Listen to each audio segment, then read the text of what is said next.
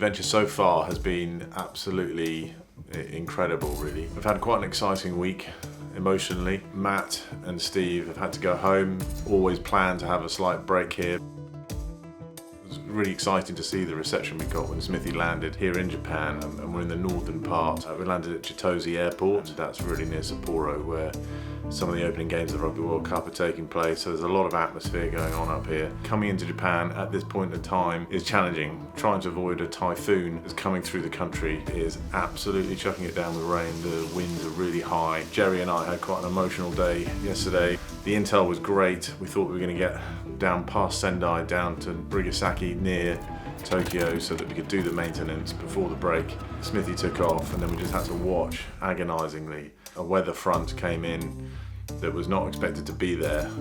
So the Spitfire's there at Hanamaki. We've just thrown down in the Pilatus down to Sendai.